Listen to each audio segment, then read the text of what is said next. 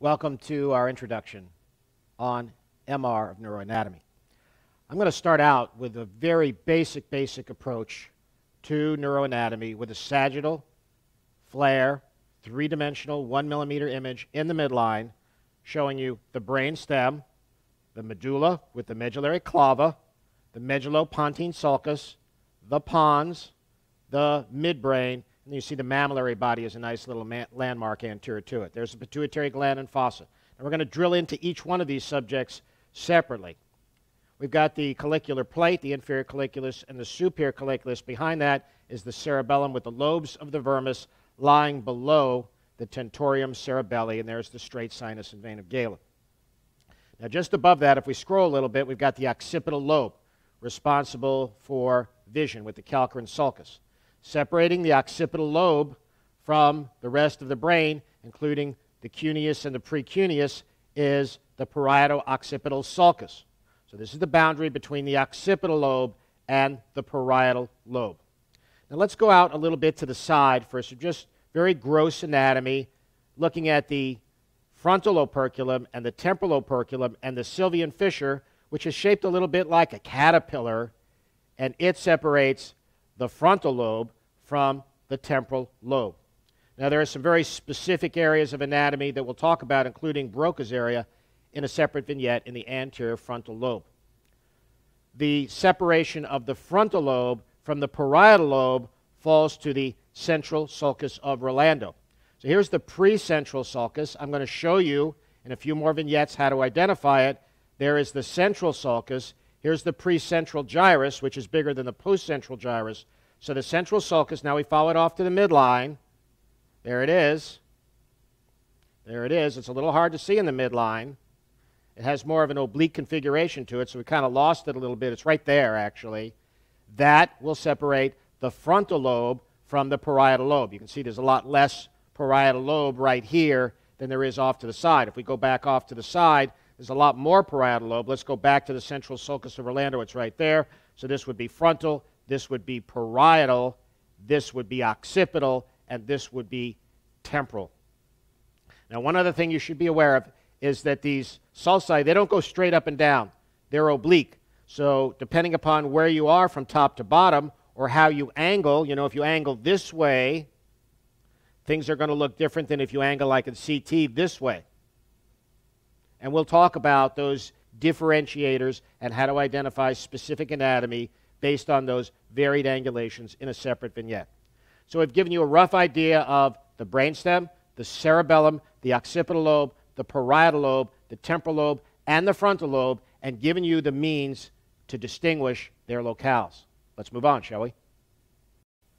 I want to talk to you a little bit about the frontal lobe, which is the behavioral, personality, and also the inhibitory area of the brain. It's responsible for impulse control. And let's start out at the level of the Sylvian fissure, which looks a little bit like a centipede or a caterpillar right there. There are the antennae of the caterpillar. There you see the body of the caterpillar going back, and here's the tail. Now just above that, we've got the inferior frontal gyrus and the inferior frontal sulcus. Now if there's an inferior one, there must be a superior one, right? Well, here's the inferior one. Let's draw over it, the inferior frontal sulcus. And if we kept going and we scrolled inward and we weren't volume averaging against the direction of the sulcus, we would see another one, the middle sulcus, and then another one above that, the superior sulcus. We'll see these in the coronal projection much better. Now sometimes the middle one is divided up into two parts. There are two sulci creating a couple of lobes of the middle component or the middle gyrus of the frontal lobe. But I'm going to focus on the inferior portion of the frontal lobe, namely the inferior sulcus and the inferior gyrus. Just below it is going to be the Sylvian fissure, and just below that is the temporal lobe. So we are dividing up the frontal lobe from the temporal lobe. To find the entire temporal lobe, you've got to go up and back to the central sulcus of Rolando. And I'm going to help you find the central sulcus of Rolando right now. So let's take the inferior frontal sulcus and follow it back. And here's this staircase descending structure. Often these two don't communicate with each other. But here you see it kind of descending like a little staircase right here. And right behind it is the precentral gyrus. So precentral sulcus, pointed to by this structure, precentral gyrus. Yes, there is a little small sulcus inside that. The precentral gyrus is always going to be bigger than the postcentral gyrus. The precentral gyrus and the postcentral gyrus are separated by the central sulcus of Rolando. The central sulcus of Rolando, up and back, separates the frontal lobe from the parietal lobe. There's some of the parieto-occipital sulcus separating the parietal lobe from the occipital lobe. Now let's go back to the frontal lobe, and if we look very carefully, we have created along the top of these antennae, here is the anterior horizontal ramus and anterior ascending ramus of the Sylvian fissure. Right above that, the letter M. I'm going to draw the M right here, just so you can see it. Here is M, or maybe a heart if you want to have extreme imagination. And that is the area known as Broca's area, specifically in the back. Now, the front part is called the pars orbitalis. It's going to abut the orbital gyri. This is Brodmann 47. The pars triangularis, yes, it is triangular, well named in the middle, Brodmann 45. The pars opercularis, or opercula, is in the back, which is the start of the frontal operculum. This is Brodmann 44. Officially Brodmann 44 and Brodmann 45 in the dominant hemisphere, which is usually on the left side, forms Broca's area. Now let's go back to the central sulcus for a minute. Here it is. Here's the central sulcus, and work our way towards the midline. You're going to see how hard it is to follow it continuously all the way back. We're still following it. We're still following it, and we've got it. It's this little oblique slit that is found just anterior to this structure right here, which is composed of the cingulate sulcus and the supramarginal or marginal sulcus right here. So once you find this long, stringy sulcus that goes into the cingulum, right in front of that, the oblique, dark area seen anterior to it is the central sulcus of Rolando in the midline. I'd like to share with you a little bit of the anatomy and the surrounding neuroanatomy of the Sylvian fissure and the superior temporal sulcus. So let's start out in the midline, basic. We've got our cerebellum, we've got our cuneus right here, our precuneus right there, and then our paracentral lobule. In the region of the paracentral lobule is the central sulcus of Rolando, which can be easily landmarked and found by identifying this marginal sulcus, which is the continuation of the cingulate sulcus. Now, as we scroll off to the side, we suddenly and without warning lose our central sulcus of Rolando. We're going to get it back in a second, and it has come back right here. So here's the central sulcus of Rolando. In front of it is the precentral gyrus, which is bigger. The postcentral gyrus is smaller. And let's go to our Sylvian fissure for a minute. Our Sylvian fissure, shaped like a caterpillar. Here's the anterior horizontal ramus, anterior ascending ramus, posterior ascending ramus, and maybe a small posterior descending ramus. Over the top of it is the supramarginal gyrus. Over top of that is the interparietal sulcus, kind of shaped a little bit like a bird, if you will, or a horseshoe. Kind of looks like this.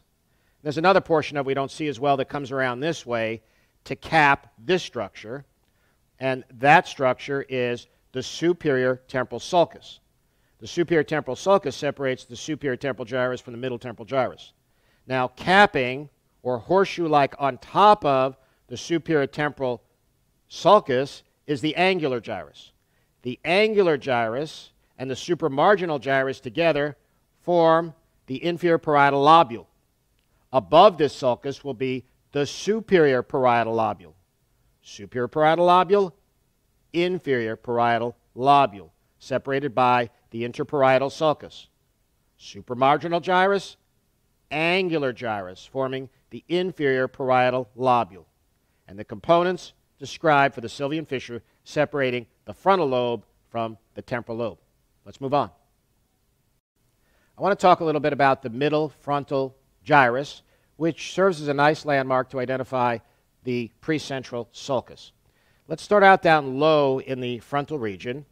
We've got the letter M, the pars orbitalis, the pars triangularis, and then the pars opercularis. Now let's take that away. That's the inferior frontal gyrus. let's scroll a little bit more towards the midline. Right above this sulcus, the inferior frontal sulcus, is the middle frontal gyrus. Now, the middle frontal gyrus can be divided up into two. It's the thickest of the frontal gyrus. Sometimes there's an extra sulcus running right through it. We don't see that here right now. But it does point to a space, and then that space gives rise to a sulcus, the precentral sulcus. For right now, pay no attention to this horizontal sulcus right here. So immediately behind that would be the precentral gyrus, bigger than the postcentral gyrus, and now you have your central sulcus of Rolando. So that's one way to get to the central sulcus. Now, the central sulcus of Rolando does not communicate with the Sylvian fissure. This area right below it is called the subcentral gyrus. In the next vignette, I want to come back to and have a brief separate review of the intraparietal sulcus and the inferior parietal lobule.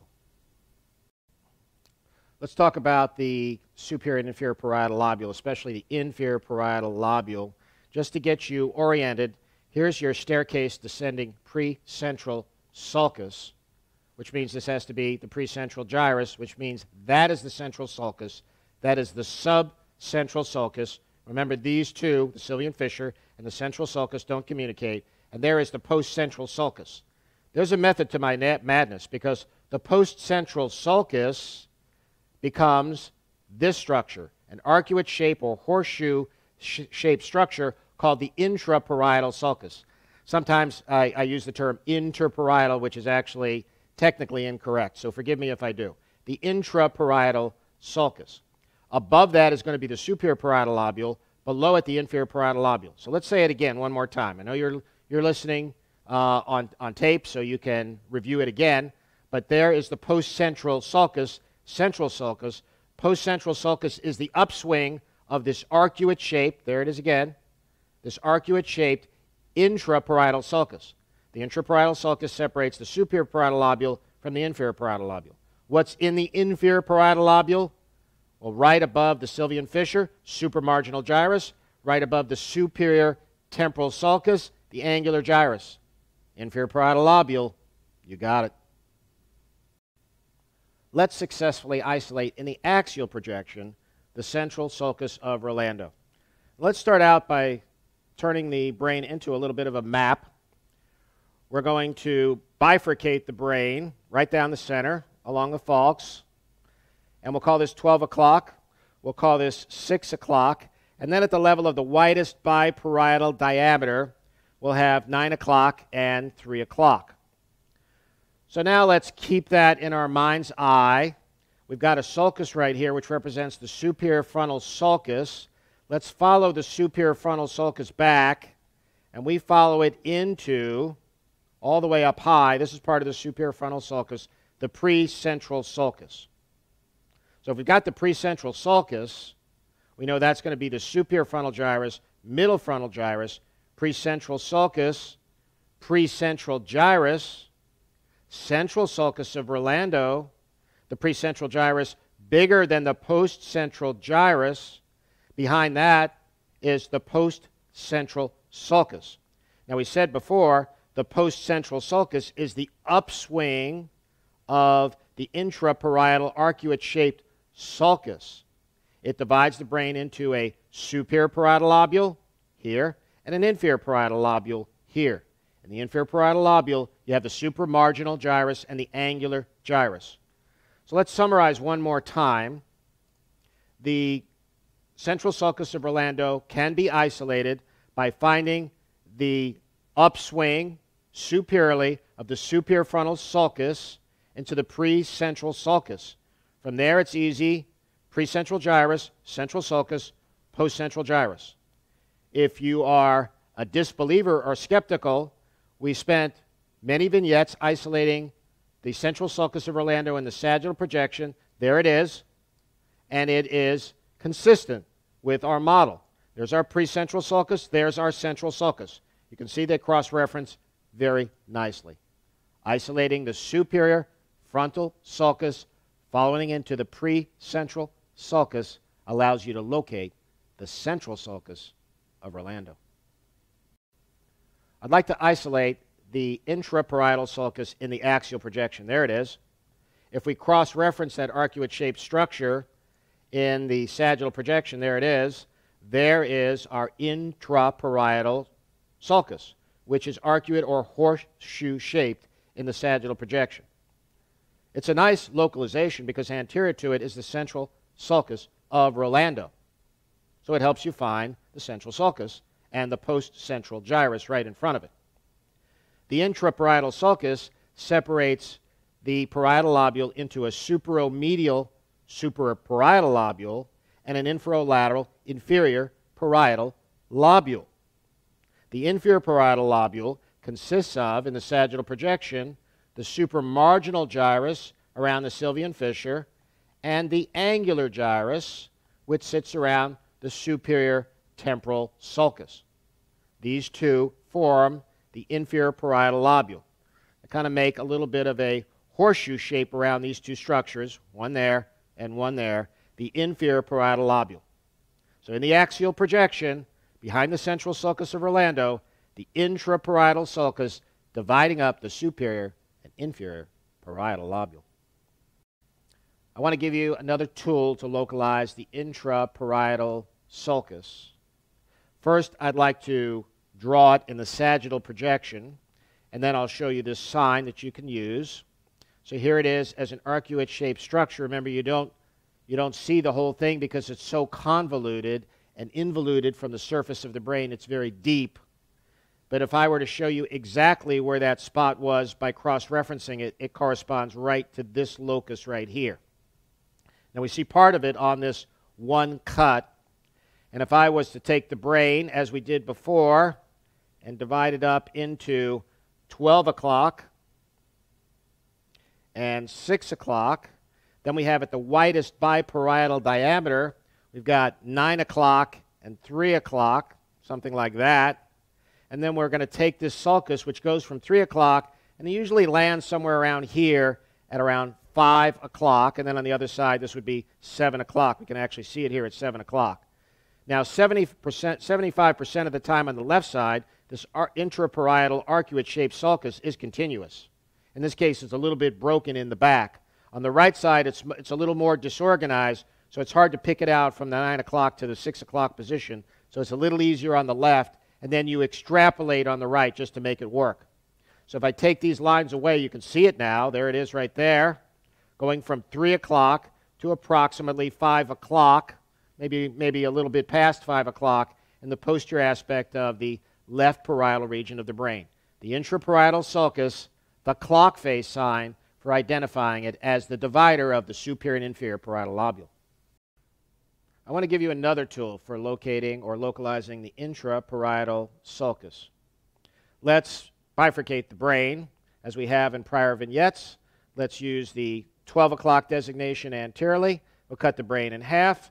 6 o'clock in the back, widest biparietal diameter, 9 and 3. This would be 5 o'clock. This would be 7 o'clock. We already said in a prior vignette that coming out at the 5 o'clock position is the back portion of the arcuate-shaped intraparietal sulcus. Now on the left side, 75% of the time, it's continuous. On the right side, it's frequently broken. So you may only see the exit, and you may have to gerrymander it or infer it from looking at the more consistent left side. Now another way to go at this is to look at the sagittal projection.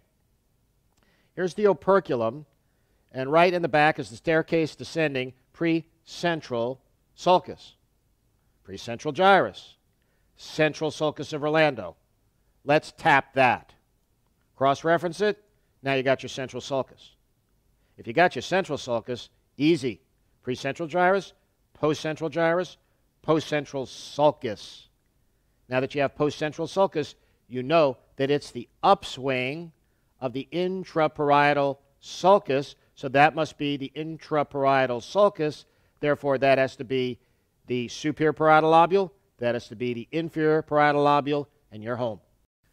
Let's talk about the gyral and sulcal anatomy and the midline sagittal projection. We have a terrific landmark, namely the corpus callosum, with the lamina terminalis, the rostrum, the genu, the body, and the splenium of the corpus callosum. And the orientation of the anatomy is somewhat radial to a central structure, kind of the center of the clock, which is the foramen of Monroe. Now, if we follow the cingulate sulcus around and back, it exits about 2/3 of the way back on the brain near the midline or at the midline, and this is known as the pars marginalis. A terrific landmark it is because just anterior to it is this perpendicularly shaped structure, perpendicular orientation to the pars marginalis, kind of obliquely oriented, the central sulcus of Rolando. Now, another structure is the paracentral sulcus just anterior to this. You can either find it coming from the top in front of the central sulcus or coming from the bottom, as it does here, and followed around as the continuation of the cingulate sulcus, and this is known as the paracentral sulcus. That's relevant because this is the paracentral lobule. So you've got cuneus, precuneus, paracentral lobule, paracentral sulcus, central sulcus, pars marginalis or marginal sulcus, and the cingulate sulcus with the additional anatomy already described. Pomerantz out. Let's take a look at the parieto-occipital sulcus, which separates the occipital lobe from the parietal lobe. Here it is. It looks a little bit like the letter Y lying on its side. Here's our Y right here. And it merges with this calcarine sulcus to form the anterior calcarine sulcus. Now, the structure in front of it looks a little bit kind of like a tongue of beef right here, right there, is the continuation of the cingulate sulcus.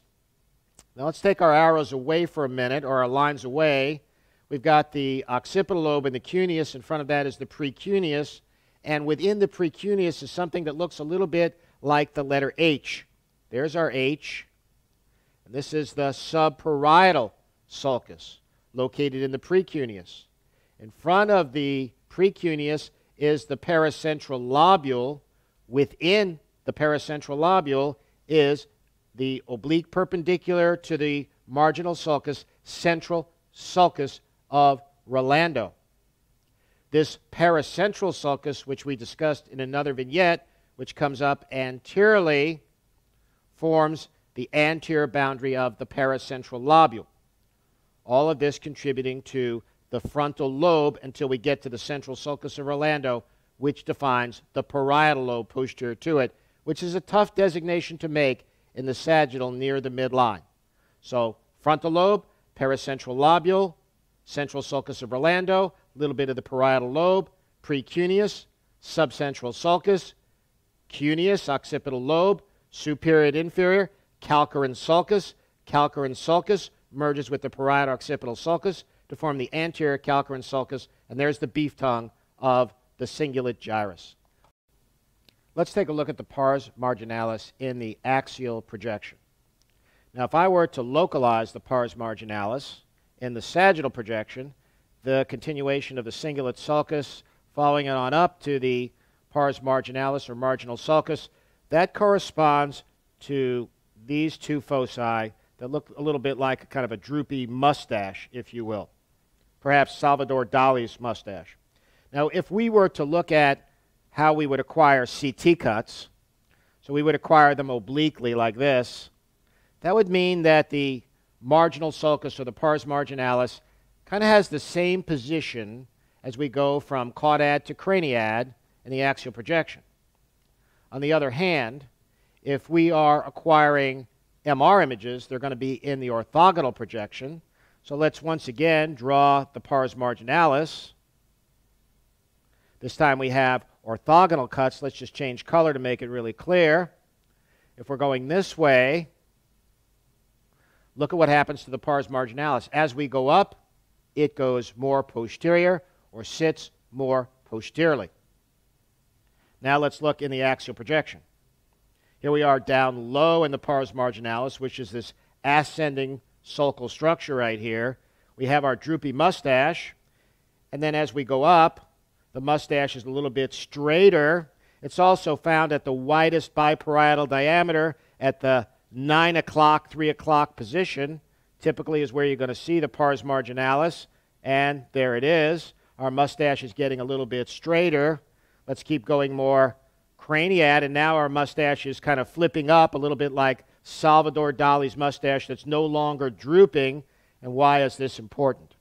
It's important because just anterior to the pars marginalis is the central sulcus.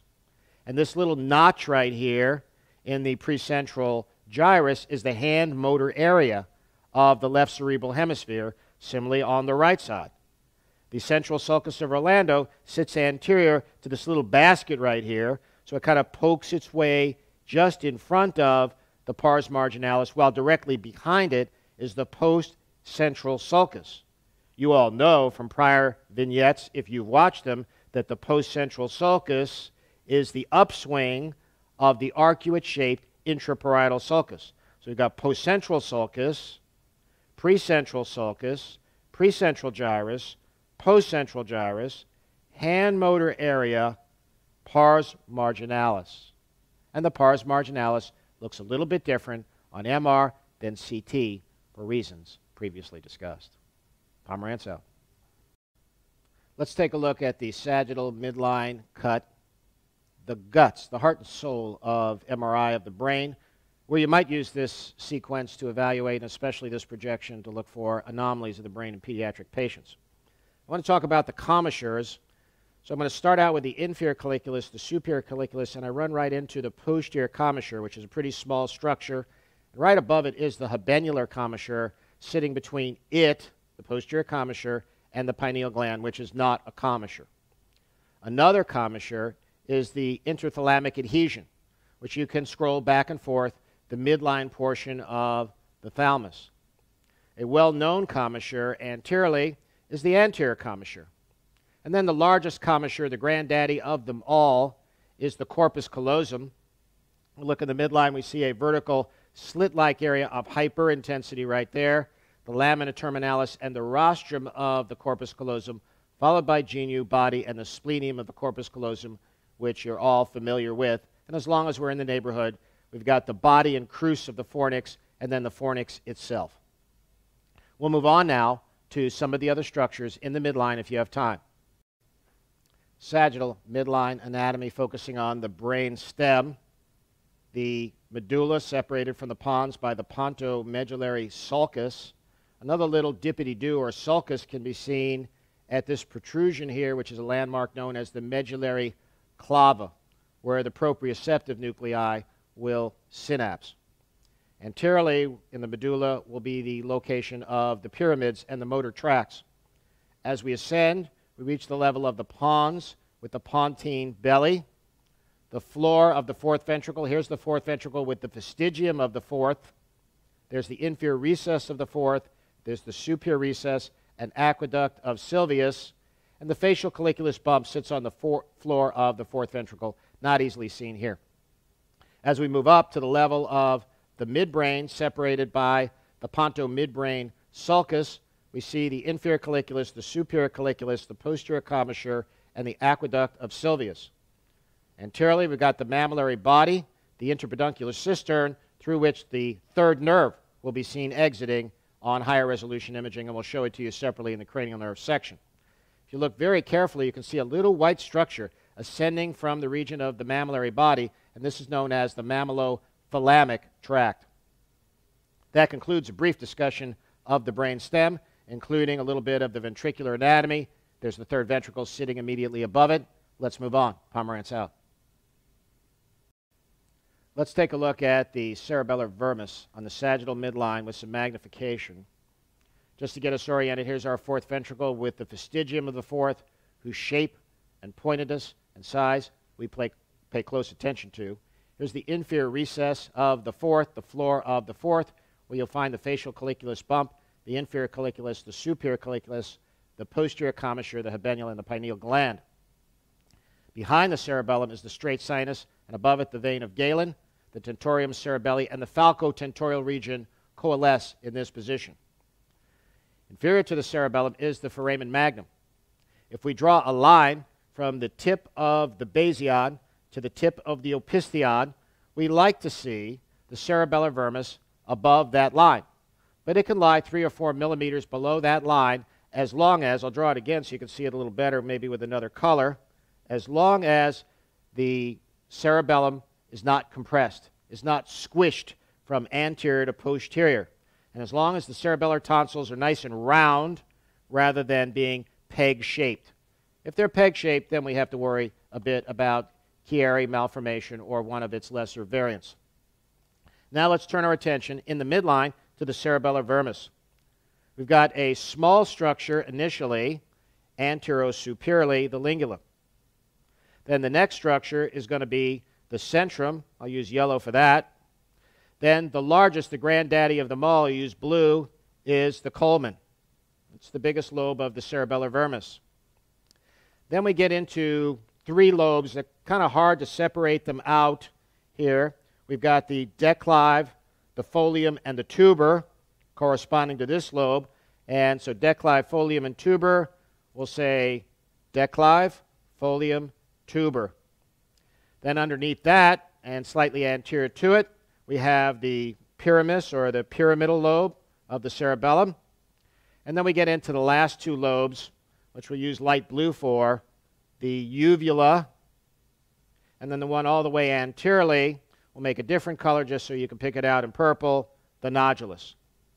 And here is the tonsil of the cerebellum sitting right above the line drawn from the tip of the basion to the tip of the opistheon. That's the normal anatomy of the cerebellar vermis in the sagittal midline. Pomerantz out. Let's take a look at cisterns and spaces on the sagittal thin section FLAIR image. Let's start down low. We've got the cisterna magna at the level of the foramen magnum. Anteriorly, the inferior premedullary cistern. Here's our fourth ventricle with the inferior midline opening, the foramen of Magendie. Just anterior to it is a little bump here, the medullary clava, and the obex as a landmark. The fastigium of the fourth ventricle is pointed posteriorly, and its development and pointedness should be pointed out.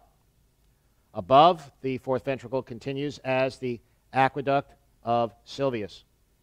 Above the cerebellum, the supra or superior cerebellar cistern, the cistern of the vein of Galen, and the peripineal cistern.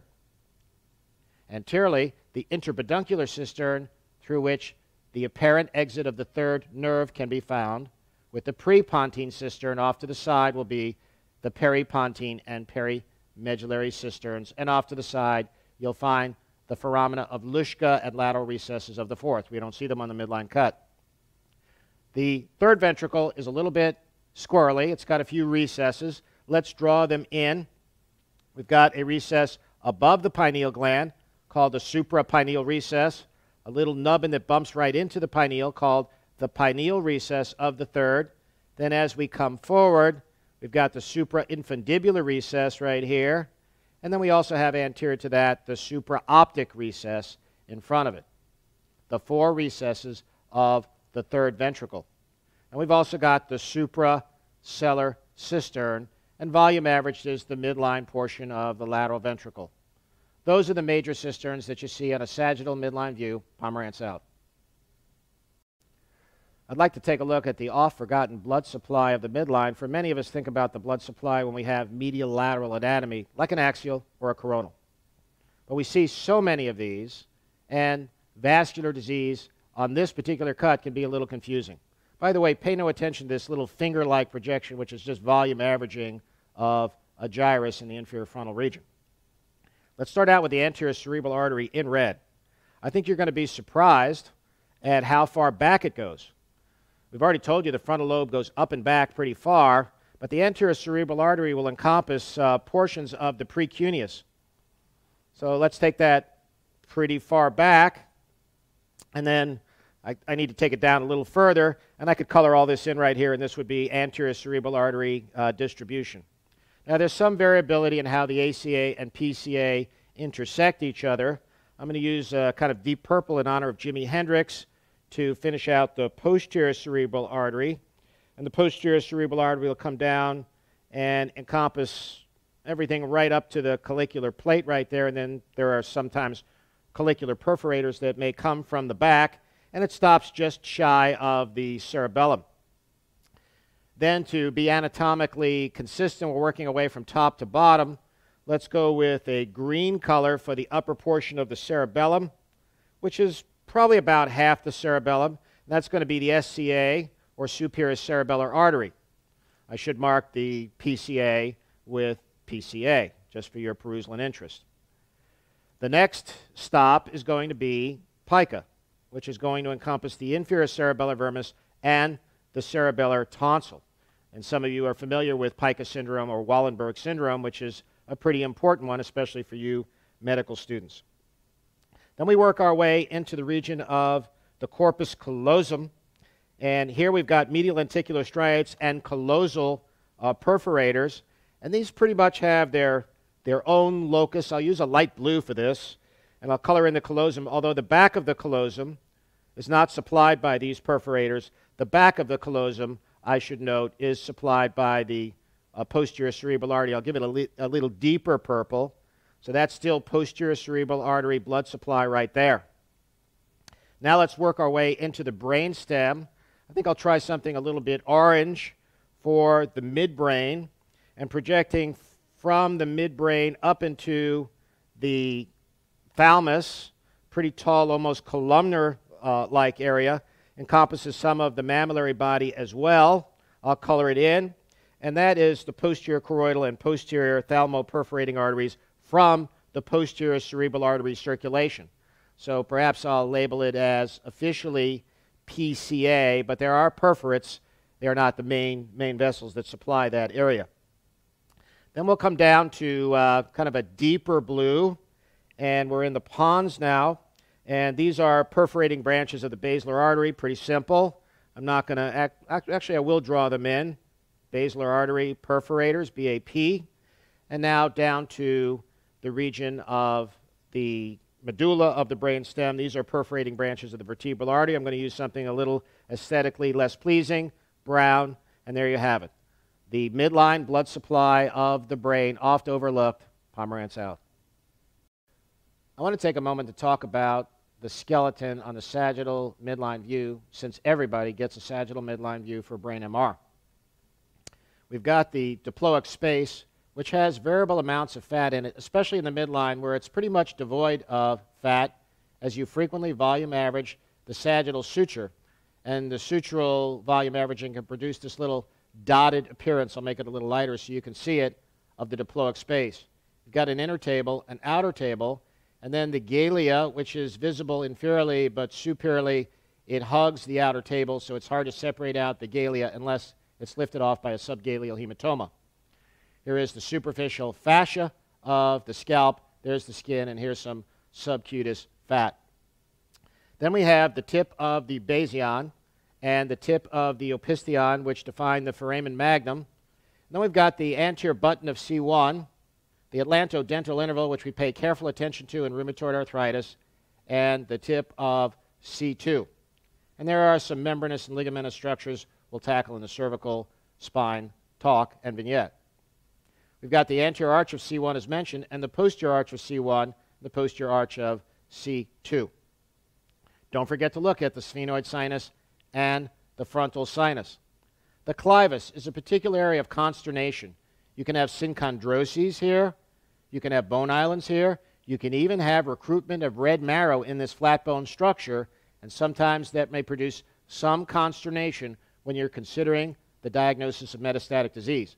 However, typically, red marrow fades or becomes less bright on the T2 weighted image, and when you inject it and do first pass imaging or delayed contrast imaging, the enhancement is little to scant, and that will help you differentiate it from something of importance or significance.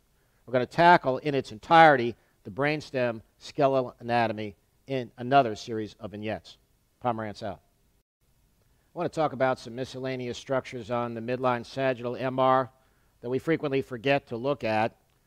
The pituitary gland is one of them. We've got the adenohypophysis, or pars distalis, and pars intermedia right there. The pars nervosa with a little bit of fat in the back. The pituitary stalk, or pituitary infundibulum, and the median eminence as it comes up and fans out a little bit. More importantly, structures that we frequently forget to look at, most of the time we don't forget to look at the pituitary gland, include the superior sagittal sinus, which will frequently have in-plane, slightly hyperintense, wispy flow. But it shouldn't look like a big, fat, intermediate signal intensity gray worm. And I'm going to make it gray intentionally right now. You'll see how hard it is to see, because when it's gray and smooth and you've lost any flow phenomenon, it's going to blend with the adjacent gray brain and you're going to completely miss it. So be on the lookout for an expansile, solid, non-flow phenomenon area of gray signal throughout the superior sagittal sinus. This is absolutely critical not to miss. Anteriorly, you've got flow voids and in-plane flow phenomena in the basilar artery and in the basal plexus of vessels and or veins. You've also got anteriorly the nasal cavity, the sphenoid sinus and frontal sinus, discussed previously. One structure that is frequently overlooked, especially in an adult, 50-year-old or 45-year-old, is the adenoidal pad. The adenoidal pad should be virtually non-existent or flat. So when it's hypertrophied, you've got to consider things like lymphoid hyperplasia and even, in certain circumstances, if asymmetric, nasopharyngeal carcinoma. Don't forget to look at the uvula, the opening of the oropharynx, the base of the tongue. That's it for me. Pomerantz out. That concludes miscellaneous structures you should take a look at on your sagittal midline scout. Pomerantz out.